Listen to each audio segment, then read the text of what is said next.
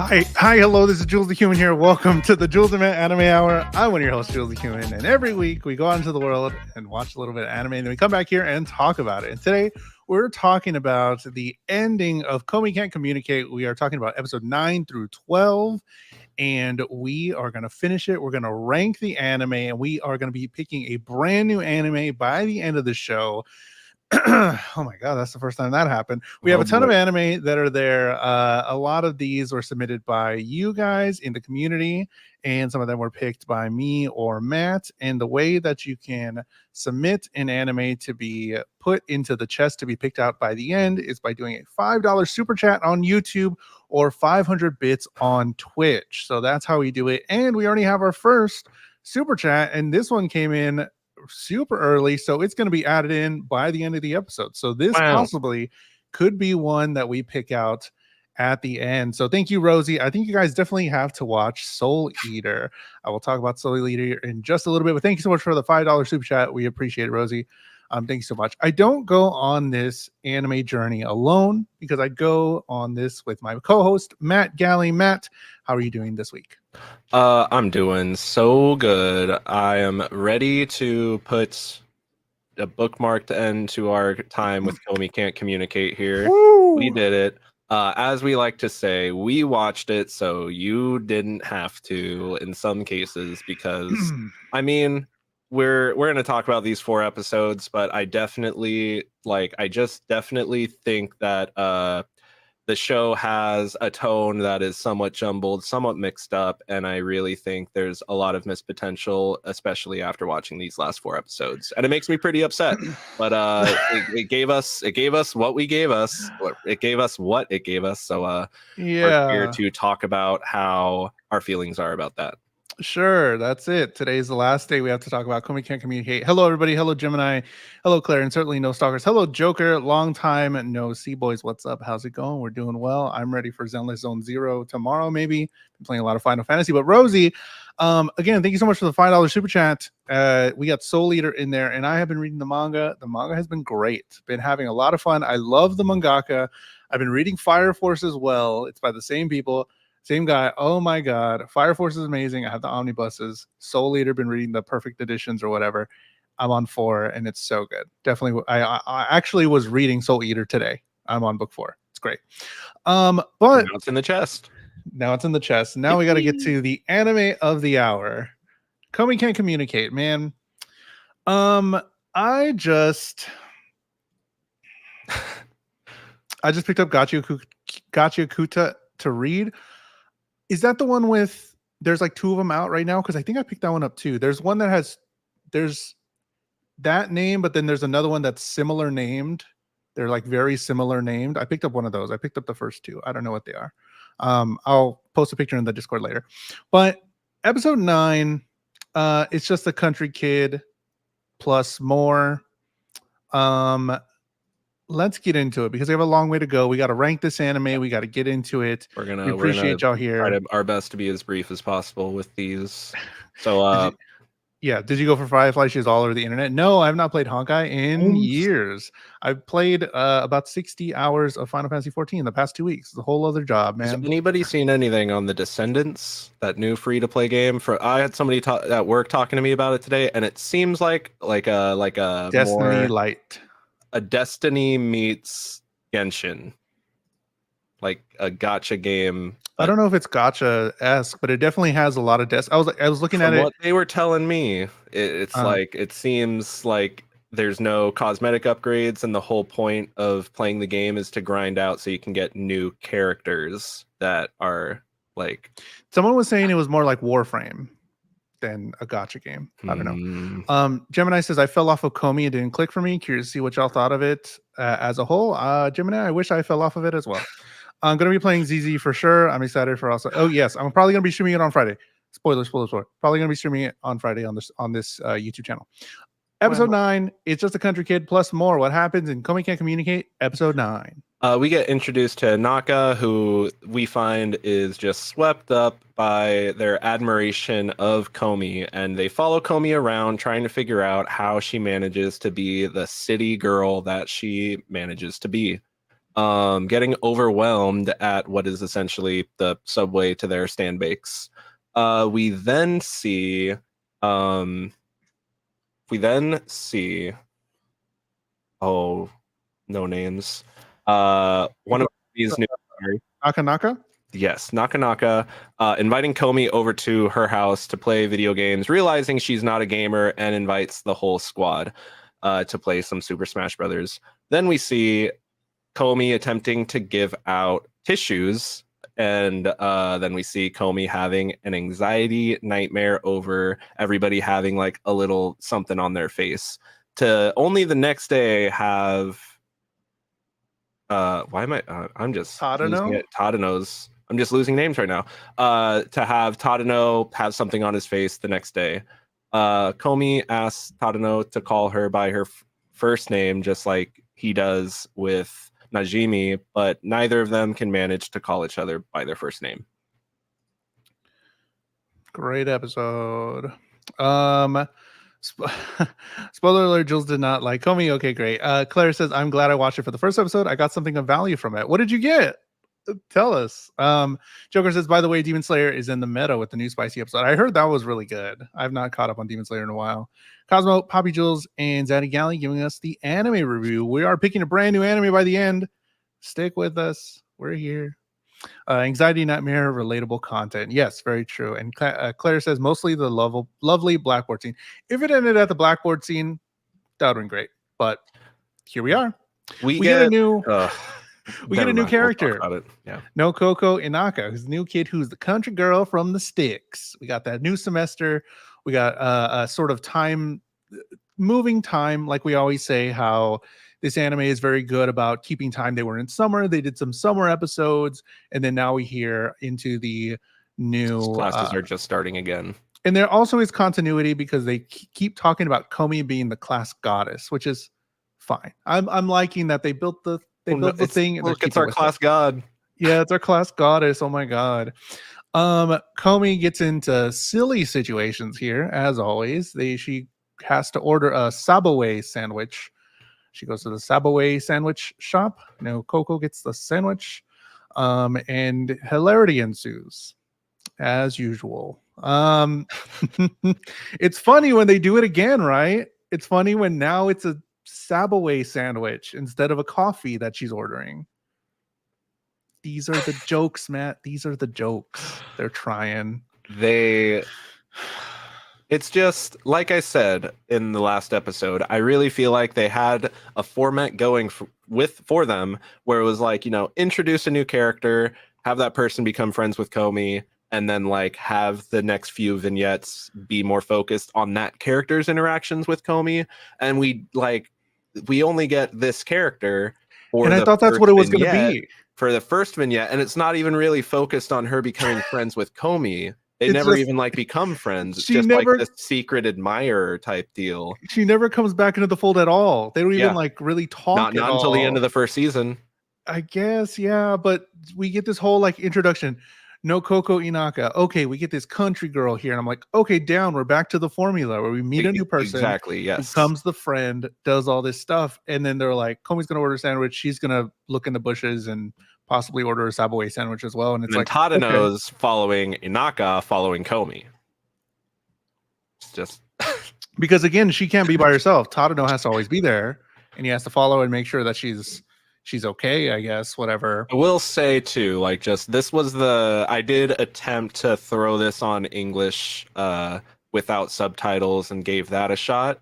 And the narrator isn't non-existent in Japanese with subtitles, but in English, I just feel like the narrator is just this is the thing. This is where I'm at with this show. This was my big thought of this episode that I kind of wanted to get out, is that I remember before we got into this, a lot of people were saying oh, the tone of the manga, the comedy of the manga has been very well carried over into this anime. And so for me, when I'm watching it in Japanese with subtitles, it's like I'm seeing things happen, I'm reading things happen, and those like the subtitles will always have the characters' words first, and then like the little subtext that's describing something happen in like bold all caps underneath their whatever the character is saying in the scene. Yeah. And like that gives my brain time to like process the joke and even and like kind of have some sense of like the comedic timing because I'm the one reading it at my own like at an anime's pace but at my own pace in my brain. But when I'm watching it in English and the characters are talking and the narrator is just talking over what the characters are saying, that there's no time for the joke to be developed enough for the punchline to have any effect. Like it's Inaka talking. The thing that stuck out the most to me was like Inaka processing a thought of like, look at her, how she's just standing around, and at the same time she's saying that, the narrator is like, Komi goes into the cafe, and it's just like, I'm getting bombarded with words right now. Like I don't like, and it's supposed to be a comedy. I understand what you mean. Sometimes the narrator does have that comedy effect thing, but it is more like what you're saying, where it just kind of runs over each other. And I'm just sitting there like overwhelmed, not able to process, like again, not able to process what's happening in time for like the punchline to even have any impact for me. That's like I turned on the English for 2-3 minutes for this first bit, and immediately that happened, and I was like, I was so jarred, and I immediately like restarted the episode, Japanese subtitles. I was like, I'm not doing that again. Joker asked, what did you think of Overlord? We watched Overlord in season 1. I think we was pretty good. I wouldn't mind picking it up to read in a manga. I think there are only light novels of it, or there might be a manga of it, but it wasn't bad. It was actually pretty good. I enjoyed it a lot. So I don't know if that's like a consistent thing that the narrator does by talking over other characters' dialogue, but for me, it just made it, that was like super jarring. And if that happens more often, then I would see myself being very off-put by most of the jokes and setups. Like I would just feel overwhelmed, I feel like. I feel that. I just felt when I switched to Japanese, I didn't really like it. I don't know why. It was just way too slow. And I find whenever they're going, it just goes really fast. And I'm just like, okay, I want this over with. Sorry. Nakanaka invited Komi over. They're going to play video games. And, every girl loves it when you play video games in front of her. I really like the character of Nakanaka because they're just this weird kid that we all knew or we all were. And the one line that they said was, oh yeah, you're a light user, an ordinary person. It was so good.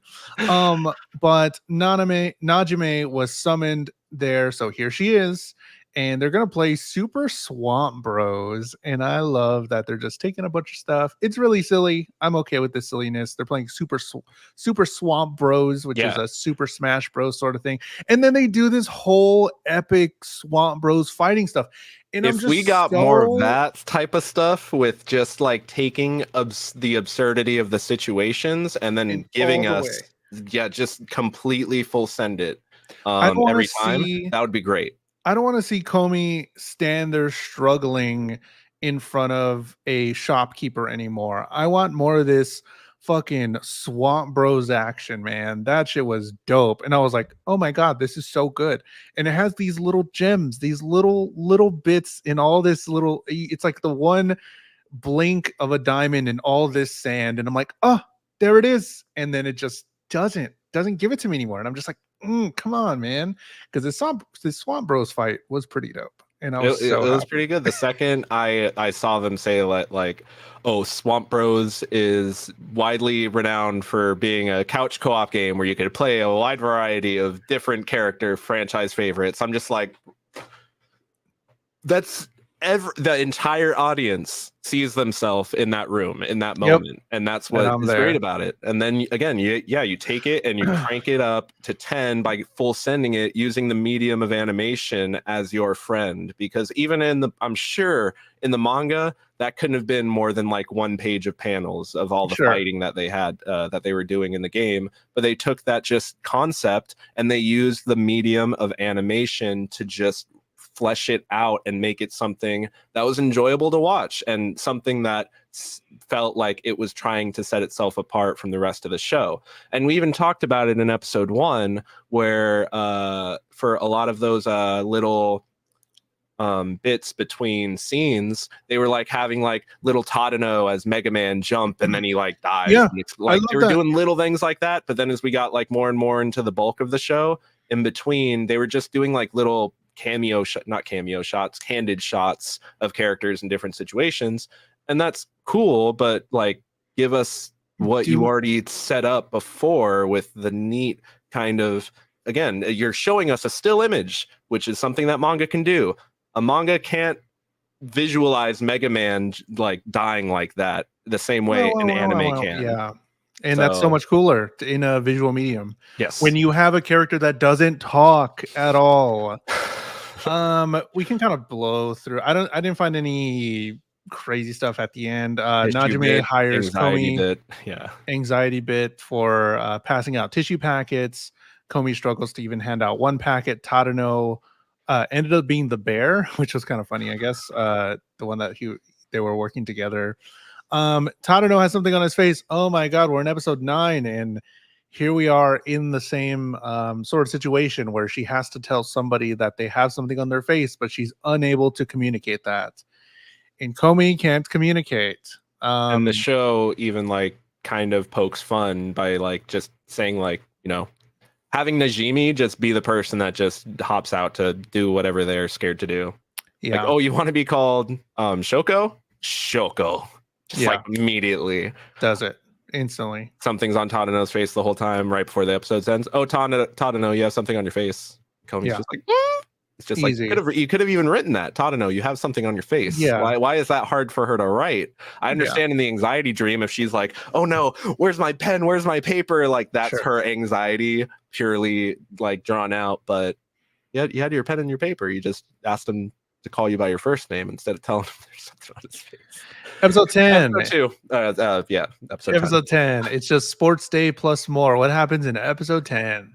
We kind of meet a new friend / rival, Netsuno, who keeps gauging everybody by how hot their temperature is. The whole class 1A gets fired up for doing the best for their god. In the middle of a track event, Komi calls out to Tadano that he can do it, and that fires him up so much. Around half day, Komi's mom shows up to wish everybody a good rest of the sports day, and that clears away the rain, leading to Komi tripping and falling in her race, but her class picks her up and assures her it's all good. We meet another character, Onimini, who introduces themselves and seems to be attempting to get close to Tadano until she realizes his relationship with Komi, in which she completely backs off. Yamai, Najimi, Tadano, and Komi all go to the mall to take pictures in a little booth, and Komi and Tadano swap little cat keychains that they got. Sports day. Sports day. I do like Chika Netsuno, the character we meet with the little flame eyes. Netsuno's dope. Interesting character every time. Yeah, the little point. Oh, you're cold. 85 degrees or whatever, or Celsius, whatever it is. Do we have to go to the sports day? Warm-up exercises. There was an obstacle race. There was an obstacle run. Komi ends up cheering on Tadano. Tadano still finishes third. Komi's mom making cameos here is probably the best thing out of all this stuff. I love Komi's mom. Can we get a Komi's mom can communicate spin-off show? That would be great. I love Komi's mom, as does everybody else in the school. There's musical chairs at Sports Day, which was interesting. But again, everybody. So this is when it started for me in this episode, where it got past like the cheekiness, where everybody is super about Comey, and got to sort of creepiness a little bit, because For me, like, that's the next episode. okay, it's coming though, right? Yeah. Because like by the end of this show, I'm like, this is actually really weird that Yeah. all of the kids are just super about Comey, and they know, like, they just like obsessed with her, and the obsession, and it's just like, I don't know, in the real That's world a it's bit, kind of right? weird, but I mean, it's an anime, so how much can we take for with other than a grain of salt? But like, it's just weird that these kids, and right here in this It's episode, odd. it just starts to creep in on me, where I'm just like, this is I don't know. a weird thing.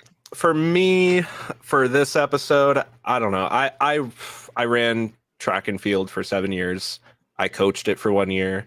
Humble brag. Yeah. So the So I know idea all these. I'm a whiz at musical chairs. the That's what you're idea gonna of say. the entire sports day doesn't resonate with me. But what does resonate with me is Tadano and Komi in their respective moments where they're kind of like, where they're in the middle of their event, and it takes the encouragement of somebody else to kind of help you find that inner fire.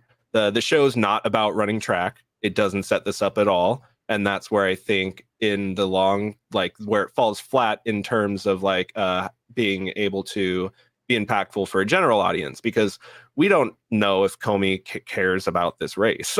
Like, she probably doesn't. She is just like Tadano said, like, let's do our best. That's what he said when everybody else is like, we have to do this for our Yeah, god. she cares about not doing bad for her friends. I think Yeah. that's what you're supposed to latch onto, but really Yeah. all of the other things about the events doesn't really matter. No, yeah. Everything else, all the other event bits, like them losing tug of war because everybody's like close proximity to Comey, it makes them pass out, like stuff like that. That's starting to tread the line. It's starting to tread the line for sure. That's where I'm like, episode 11 is where it crosses lines for me, and I'm no longer having fun. But ooh, okay, I'm ready for that moment. Again, here in episode 10, I do think that like there's the just those moments with Comey and Tadano could have been more impactful if they had just set up some sort of precedent for them caring about this at all. But in the situation of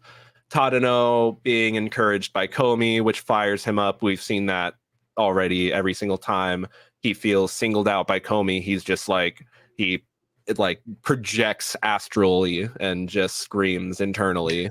But with Comey getting seeing the entirety of her class like kind of cheer her on, and then after the race nobody cares that she lost, they're just like, oh my god, are you hurt? Like, yeah, that's something that did resonate with me as somebody who was in the sport for a very long time. Definitely. We had Soul Leader earlier from Rosie, and now Bubsy, thank you for the $4.99. I appreciate it. We appreciate it. It's not $5 though, so too bad. No, I'm just kidding. Mashal, we can definitely add Mashal to the list. That will be currently the only anime in our chest that I have seen. I have watched the entire first season of Mashal, and if that changes your mind on what you want to submit, let us know. I've been wanting to read the manga for a long time. I've seen it and I'm like, oh, I want to pick it up. I want to get it, but there's so many things and I'm waiting for an omnibus or something just so I can have them all. But thank you so much, Bubsy, for the $4.99 for adding Mashal. And Matt will add Mashal right now as I vamp here and talk about Comey some more. But thank you so much for the $5 super chats. We got 2 of them.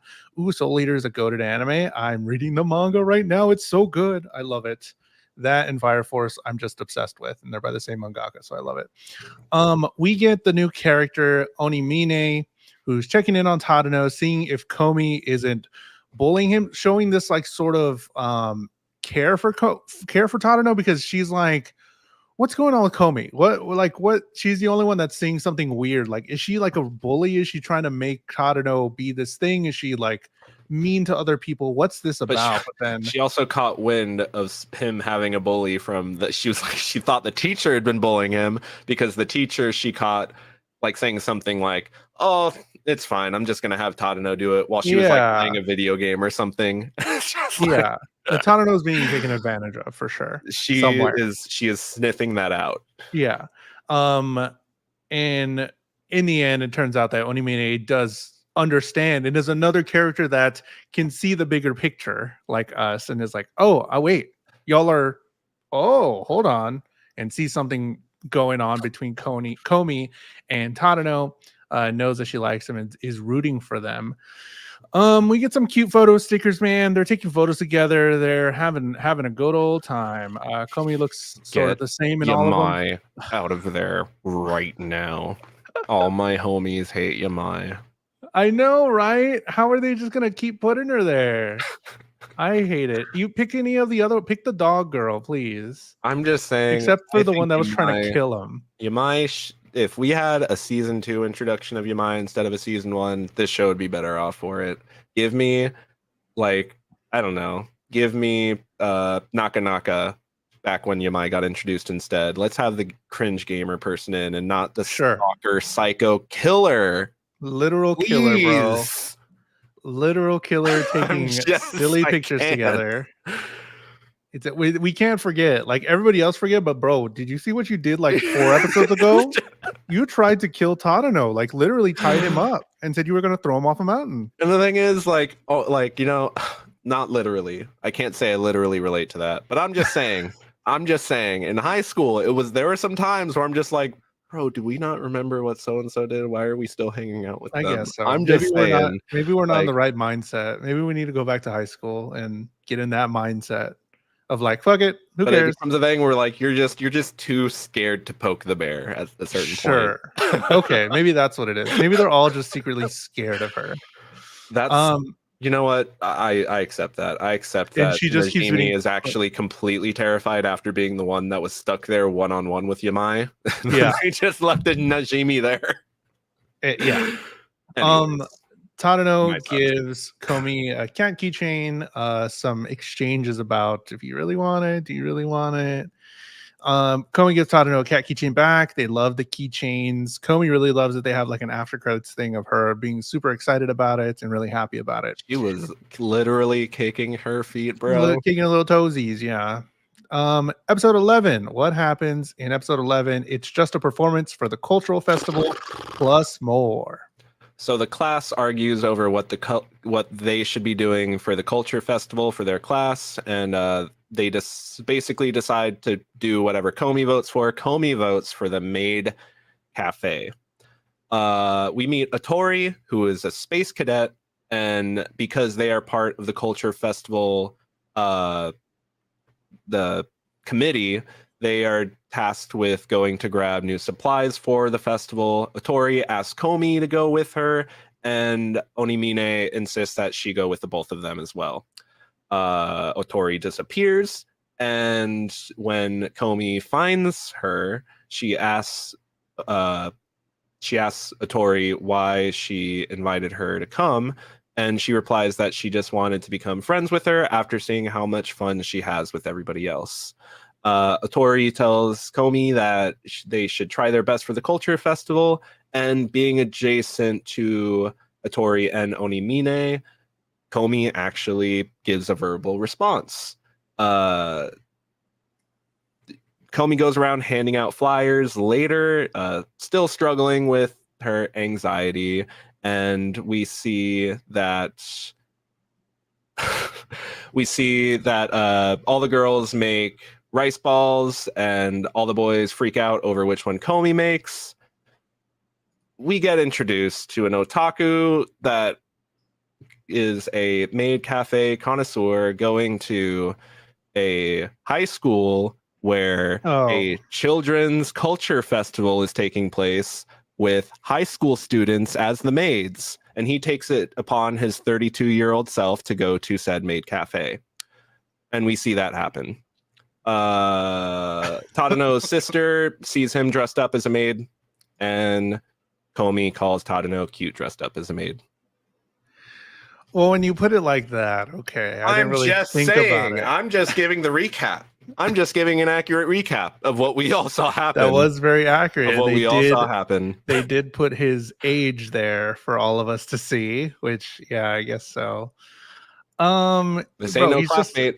He's just a simple maid connoisseur. He had to check out the scene, you know, at the local high school. What do we do for the cultural festival? Disrespect would join him. Oh, who said that? What do we do for the cultural festival? We have so many different things that we want to choose from, but Komi chooses Maid Cafe because she really wants to do it. Here as well, I wrote, I'm over everyone being so obsessed with Komi here. Another instance where I'm just sort of over it because, like, and I was trying to think about why I was over it, and I wanted to make sure it was for good reason, because I was like, well, if the roles switched, maybe it was like a thing where, like, oh, maybe I'm just not used to a girl being the leader of the harem or something, and I'm like, oh, maybe if it was a guy, would I feel different if it was a bunch of girls doing this? And I'll be like, no, to this extent, still, even if anything changed, it'd be weird. People are not, even like harem animes, they aren't, and I don't watch that, but like if I did, I mean, and I read a couple of something similar to that, they're not like super obsessed like this in this way. They still have their own personalities that have their own lives. It just so happens that they are sort of in this group of characters that are with this one guy usually. And it's just every single person in this anime is so, it feels and it comes across as obsessed with this girl, and it's just so weird and unnerving and just kind of creepy. And especially, like you said, with the 32-year-old, which is it's really weird, the inconsistency of how the obsession of people works, because you have people that like it makes the show makes it very apparent right away that like the general audience and the general public, anybody that interacts with Komi, just doesn't question her. She's just above and beyond. But then you have characters that with like a Onimine and a Tori who just treat her like another person. And it's that, for me, it's that inconsistency that starts to just make me like wonder why everybody else hasn't caught on, but these characters have caught on. And so that's the problem that I think started to kind of get into my head once you have Komi speaking to Atori and Onimine before she's really even had a full sentence to Tadano or at least so close. Yeah. Like up in their face. Like she was responding directly to them. Yeah. And like, you know, more than one person. Like I get that they like Onimine because like the show says she's like a big sister like that, and immediately is able to acknowledge that she has a crush on Tadano, and she's like, you know, I'm rooting for you. And then you have a Tori who was somebody who I think might have connected easier with Komi because she's a space cadet. So when Komi doesn't like reply, like Atori is actually noticing that like she's trying to reply. She's not just like being silent. So she acknowledges it. She's like, you seem like you want to say something. Like, I'll wait. No rush. And it's just nobody else is like that. Yeah. So I think it's like the combination of those two that probably made her feel comfortable enough to like speak. But it's still just like, but so then is it just that you have a crush on Tadano and that's why you have a problem speaking to him? If you do, why do you have a crush on Tadano? Is it because he's just the first person that decided to try to talk to you? And I understand that like that's supposed to be like the compelling fact, the blackboard scene. It all goes back to the blackboard scene where it's just like, I wish the show had really put more of an emphasis on those two's relationship. But again, it's like it's really hard to do that when the whole setup is like Tadano is her vocal cords. I just wish she said one thing about Tadano's character that's sort of can be tangentially about her, but something that makes us understand what she likes about him. That says like, oh, he's very caring towards his sister, or he's very caring about me, and I really like that he's, you know, this kind of person, that he cares about his friends. And if she said something like that, like in her inner monologue or something, I think that would help a lot. I think that would help us out a lot understanding, because still in the back of my mind, I'm like, oh, she just kind of likes him. Kind of, I guess. She hasn't really confirmed it at all. She does get super weird, but she gets weird with everybody. And she does continue to say like, oh, you're cute. Oh, do you want to hang out and stuff? But I want her inner monologue or something inside her saying like, I like him because he's a good person in some fashion. And I think that would help us want to root for Komi a little bit more. Because she's just going on little adventures. She's going to the shopping hardware store.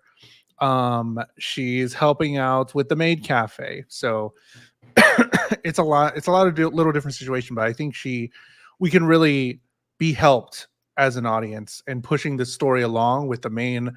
We know Komi and Tadano are supposed to be a thing. Can we push it a little bit in one direction? Because right now she's, like you're saying, showing that she can have this sort of connection with other people. So what makes Tadano special? I want him to feel special. So we get the maid master who gets super ready to go out and scope out the new maid cafe that's here at this school. And he's a typical otaku, as they say.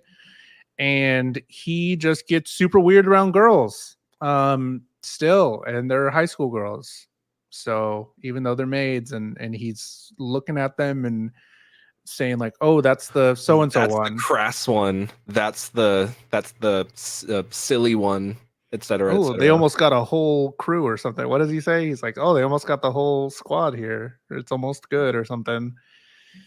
Kind of weird. I don't know. Not kinda. It's very weird. Like, I don't know what else to say. It's odd. Very strange. Did not like it. I was uncomfortable. What about Tadano in a maid costume? That part's fine. Only because there are high school girls in maid costumes. So putting a high school boy in one, I'm okay with that. If he was the only one in one, it'd be weird. If the girls were the only ones in it, it'd be weirder. But then why did the other boys not be in maid costumes? Because it was Najimi's idea. Oh yeah. Okay. I'm cool with it. Tadano looked cool. I like the wig. Yeah, the wig was good. Cool with that. Pulled it together.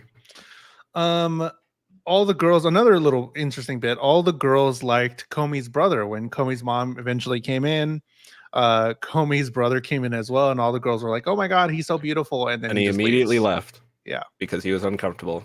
Yeah. What a king. Definitely. He's like, bro, they're weird. I'm out of here. This is too much attention. These are too many eyes. I am out of here. And I'm gone. If he doesn't go to that same school, he must like be in middle school or something then, right? I'm pretty sure that, I mean, at least when I think he's been portrayed as little brother, basically. That's kind of weird. You see his face. Sure. So yeah, so he's probably we do grades 9, 10, 11, 12 in high school. They do grades 10, 11, 12 in high school only. I'm pretty sure it's just 3 years. So first year, second year, third year. So he's probably in like a ninth grade, about to be a first year. Yes. Okay. But it's still, I mean. Yeah, whatever. Episode 12. Komi thinks Tadano looks cute. That whole thing. And then this is all leading. They feel awkward. Culminating to the finale episode here. We've been trying to get this culture festival. This whole culture festival up for a whole episode, and this is what we've led up to. So episode 12, final episode of Komi Can't Communicate. It's just the culture festival. What happens in episode 12? Najimi just keeps trying to take the maid cafe concept too far until they finally get bonked for being a capitalist. Komi does an announcement over the whole school, accidentally saying meow when she tried to say maid. Everybody thinks that she's advertising herself as the cat maid for the maid cafe. Onimine calls Tadano super dense, which he is, and Tadano flubs it when he and Komi have a moment in front of a band on the balcony. The winners are announced. It's the maid cafe, but the major grand prize has been withdrawn because of Najimi being a capitalist.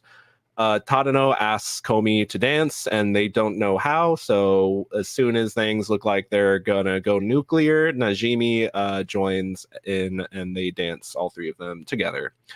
To celebrate the awesome culture festival, everybody goes out to karaoke with Najimi saying that everybody has to sing a song here.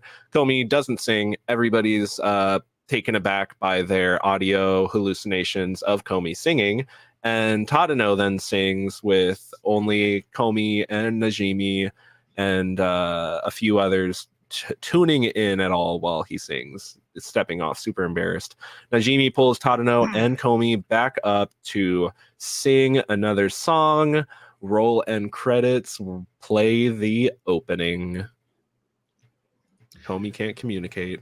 That's how it ended. They couldn't give us the dance, bro. They couldn't give us that. At least, after all, even if Tadano was in the maid costume with the wig on, they couldn't just have a nice dance to kind of end the season and be like, that's oh, how man. I felt too. Like that could, like, at least nothing else. I don't care about this whole, she said meow at the top. It's another little situation thing. I did like the whole capitalist, what's her name? I got Najimi. Najime. I love the whole her taking it too far and then it being the ultimate downfall for the crew in the end because she ended up doing that. And I was like, oh, okay, they still kept that. That's fine. I'm down with that. But like, at least in the last episode of the season, they had this moment. It just felt like it was there. Like I'm just waiting for it. They had this band thing. Okay, they missed this band scene. They missed their connection there. That's fine. The big jazz dance, the jazz music's playing. It's gonna happen. Osana comes in and it's like, no, let's all dance together. And it maybe the real Komi Can't Communicate is really the friends we made along the way, because maybe it wasn't about Komi and Tadano and just this little group of friends when I really wanted it to just be about them two. Yeah. It was just so unfulfilling. I talked so much in the last episode about Najimi and how Najimi could do no wrong. Like that moment where they interrupt the dance.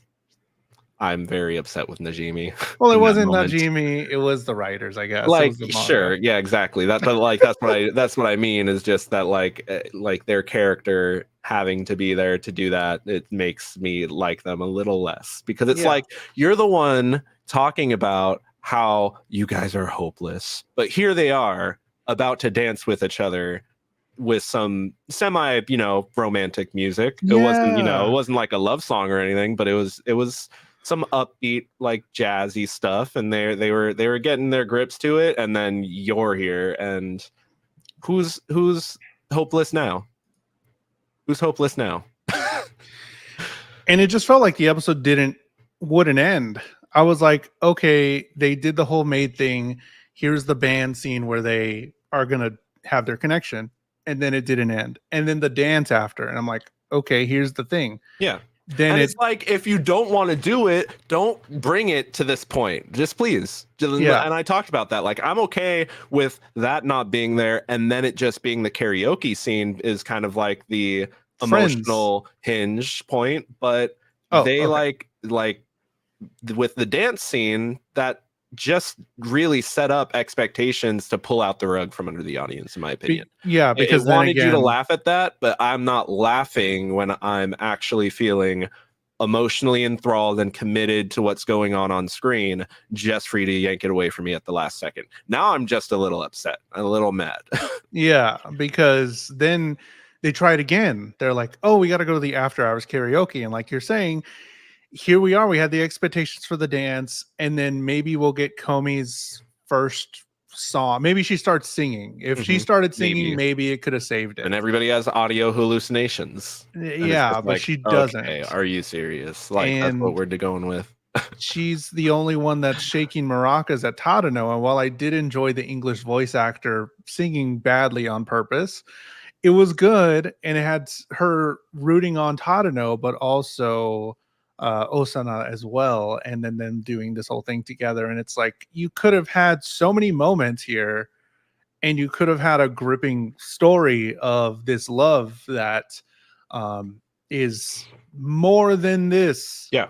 More than just Komi Can't Communicate, and then you don't take the shots. It just felt like at this point the show doesn't know what it really wants to be. And that's where I think it lost me along the way. Is that like I was very much on board with it being more I mean, it starts off with an emotional high point with the blackboard scene. Like that's gonna always be what we go back to.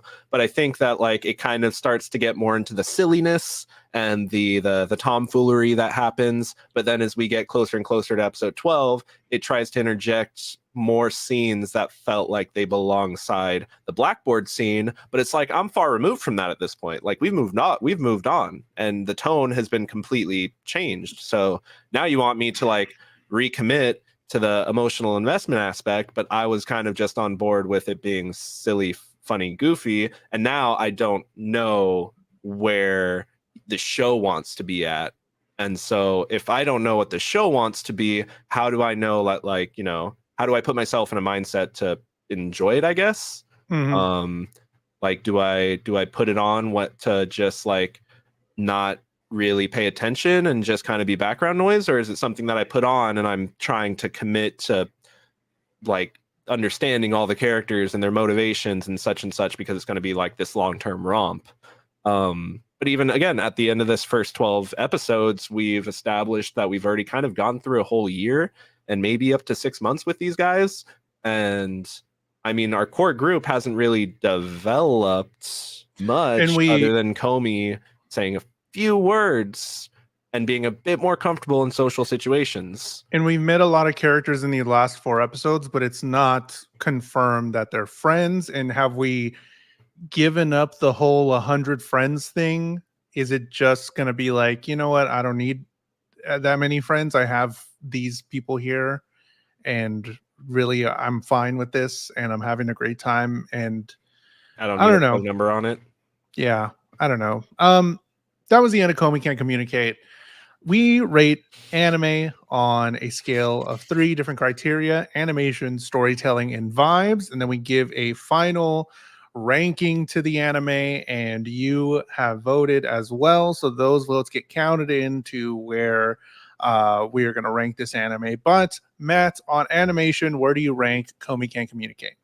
I'm giving animation an A. I think the show was very beautifully animated. At times, it definitely was more vibrant than others, but I'm not the reason I wouldn't give it an S is because of some of the more kind of like that Smash Brothers scene, stuff like that. If they had sprinkled more of that in, it could be potentially S tier on the animation side of things, just for how great things look in movement, honestly. Yeah. But that's where I'm at for animation. Jules, where are you going to rank it for animation?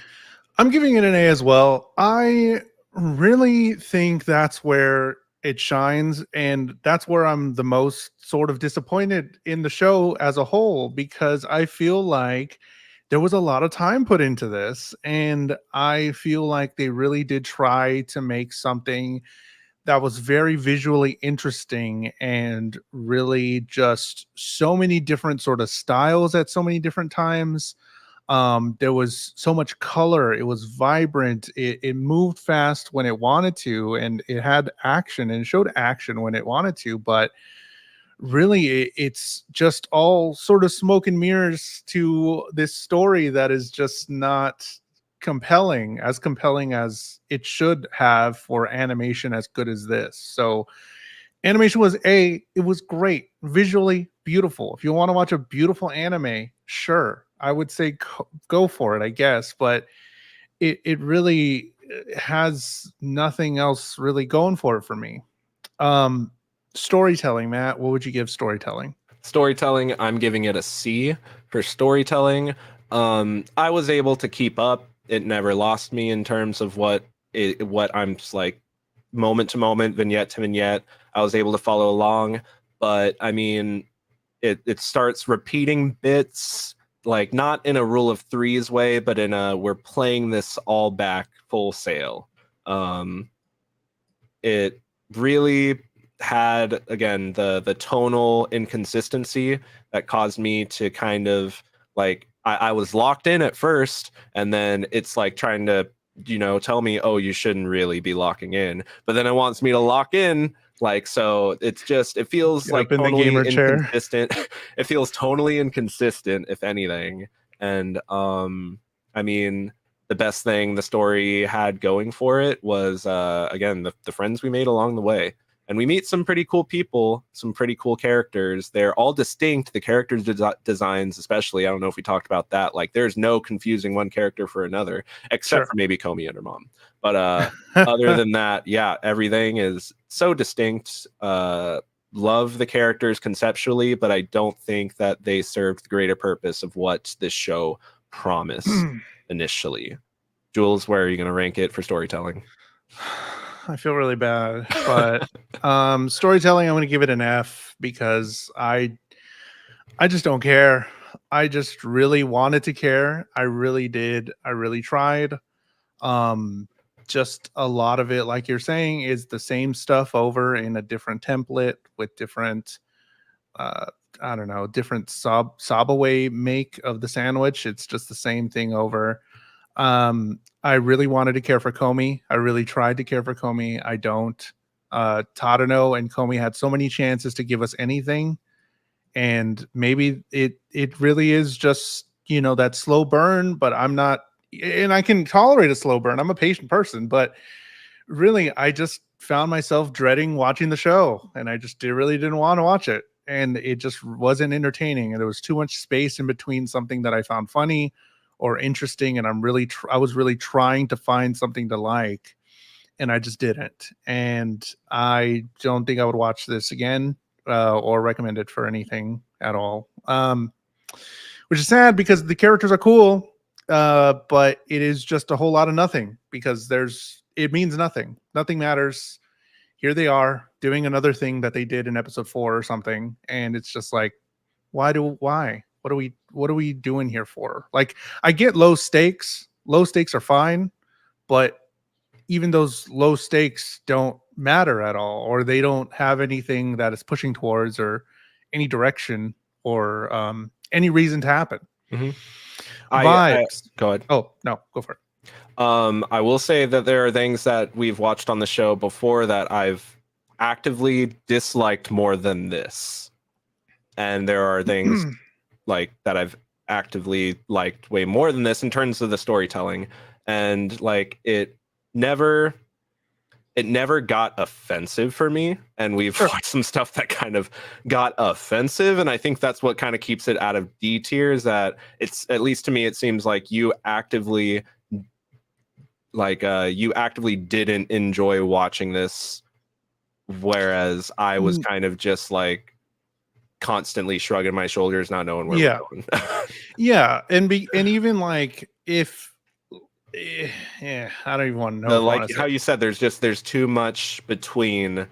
Like, if you don't laugh at one joke, it's setting up another joke. But the more time that went on, the more those jokes started to kind of just, again, be the same jokes. So there was more and more time as time went on of just like this blank space. Yeah, I can't handle shaky Komi for 12 episodes, and it's gotta give me something more, man. You gotta give me something else. Komi.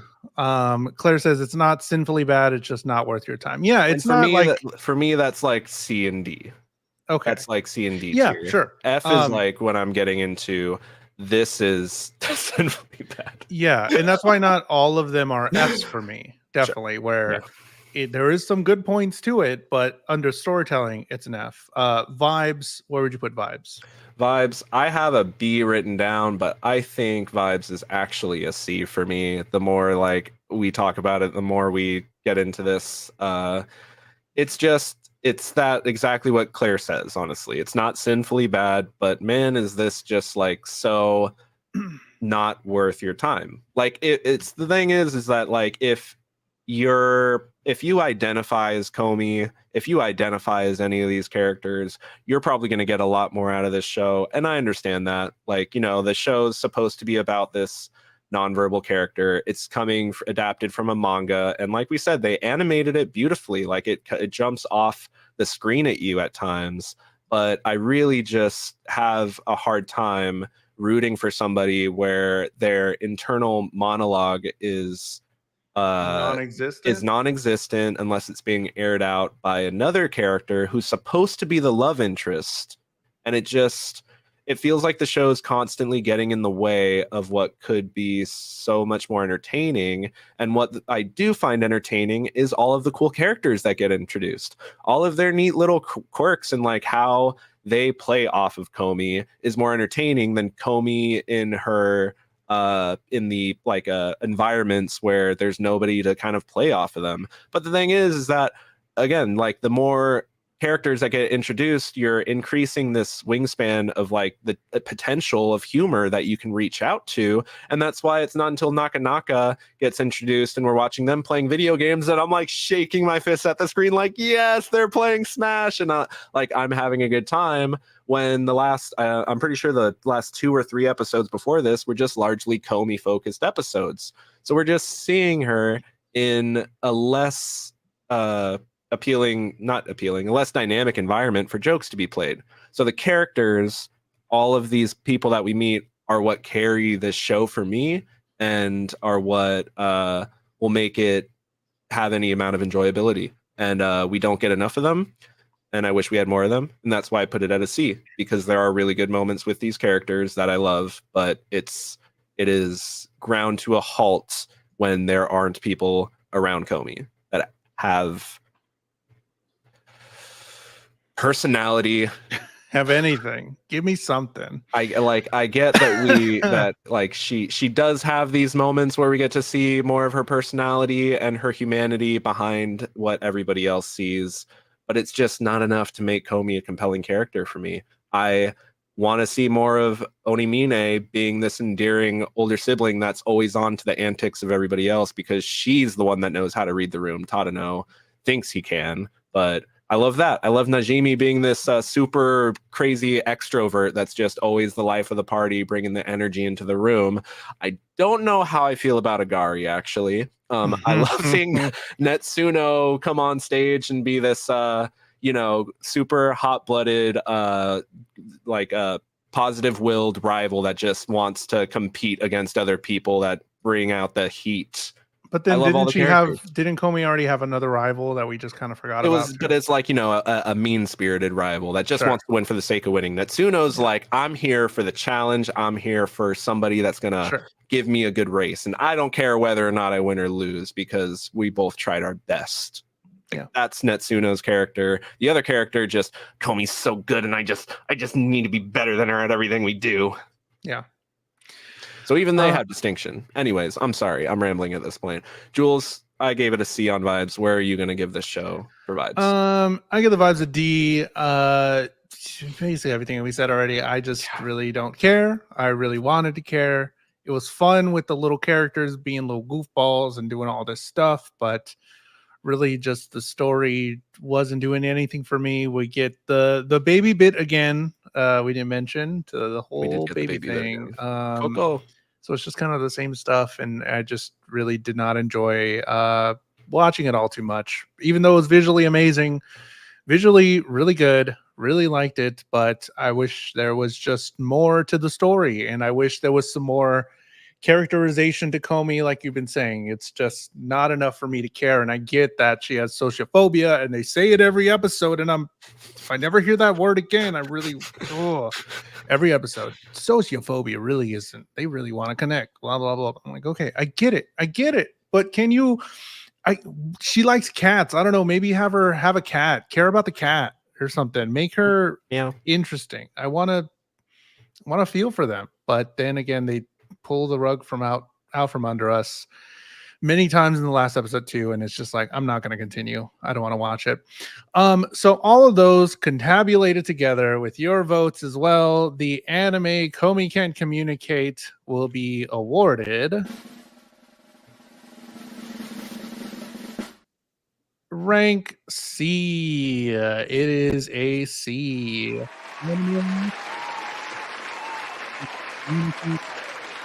Let me see you after class. Komi Can't Communicate, rank C on our ranking boards, and it joins Tower of God. Is that the one? Yep, that's Tower of God. It's joining. That seems Joins right. joins Tower of God It was in C. Man, this is very comparable to Tower of God, where this is like rom-com to Tower of God's like action adventure. It was just the same amount of like unsatisfying to watch, but in Tower of God you get Rack. You know, Love Rack. it's that concept of like, I like these characters, but you're not giving them a story where we can really make their personalities like shine. We are done. We're done. Komi Can't Communicate is gone from our memories. We shall erase it. Hype emotes only. But now is the time where we get to pick a brand new anime to watch together. So if this is the first time you're watching, we watch these animes in like 4-episode chunks, and we encourage you to watch them along with us. Talk in the Discord about it. Give us your thoughts. Come to the live shows and watch us and give us your thoughts as well during the show. And even if it's an anime you haven't seen, most likely it's an anime we haven't seen, so you can have more incentive to watch with more people together, watching an anime for the first time probably, and being like, man, that sucks, or man, that's really good, or something like that. So the next anime also was Mashal added to it. I can't hear you, muted. Mashal was added. Don't worry, sometimes we watch good shows. Yeah, we watched a lot of really good shows. So with Soul Eater and Mashal added, and all of these other anime here, we're watching Shine On.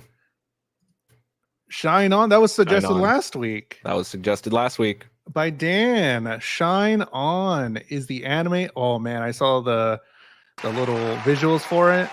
Looked pretty good. Thank you, Average Spore, for the $5 super chat, or 500 bits. We are watching Shine On, an anime that I've never heard of before this. Neither have I. And maybe it'll be your next favorite anime. But this is a way to get people to watch together, maybe discover stuff that you never would have checked out before. And it's definitely helped me and Matt find some cool anime that we've never watched before or would have checked out on our own. And some not so cool. And that's okay. And that's okay. That's okay. Shine On. Next episode, watch Shine On episode 1 through 4. I think there was a longer name for it as well, but it's called Shine On something. But yeah, we'll watch that. Hopefully it's really good. Really Shine excited. On Bokumatsu Bad Boys. Bokumatsu Bad Boys. Oh, they had katanas, right? Yeah, they got the katanas in this one. I'm ready for it. Bokumatsu Bad Boys. That's me. We are the bad boys. Matt, when you're not being a bad boy, where can they find you on the internet? You can find me on my YouTube at Matt_Galley, where I stream when work isn't overloading me with shifts. And you could also follow me on my Twitch and Instagram, just at NITS at the front. It's Matt Galley, Matt_Galley. Jules, when we're here talking about the good, the bad, and the ugly, when we're not here talking about the good, the bad, and the ugly, where can the people find you? You can find me on everywhere at JulesTheHuman, at JulesTheHuman on all social media. I post on YouTube sometimes. I've been playing a lot of Final Fantasy, and I really don't want to do anything else. So that's what I've been doing. You can find me in Crystal Bomb on Final Fantasy 14. Yet? No Dawn. I'm in Stormblood in the middle, and it's long. But I will probably be streaming on YouTube. Zenless Zone Zero on Friday if you want to come watch that. It's a new from the makers of Genshin, from the makers of Honkai. They made another one, and I'm going to play it on Friday. Wow. So, wow, I'm going to play it on Friday. So if you want to be there for that, hit subscribe button on YouTube. If you're watching on Twitch, I don't stream on Twitch anymore. I stream mostly on YouTube and post stuff on YouTube. So go subscribe to my YouTube channel. But you can find this you can find this podcast on Spotify as well. Search the Jules Anime Hour if you don't want to watch on one of these platforms, or you want to watch back past episodes. There's a YouTube playlist, but you can watch on Spotify as well. Just look up on Spotify. It has a podcast thing. All of them are there. Claire says it's about a mute swordsmith and his desire to be left alone to craft 100 blades. Oh, I hope not. Another mute. Here you go. Another main character that doesn't talk. No, I don't know. You're probably being silly. But that has been the Jules Anime Hour. Shine On Boku something Bad Boys. Bokumatsu Bad Boys. Go watch episode 1 through 4, and we'll see you same time next week. Bakumatsu. Bakumatsu Bad Boy. Same time next week. Come here, watch those episodes, come back, and we'll talk about it. But Yay. let's go. Bye. Bye. Where is it? There it is.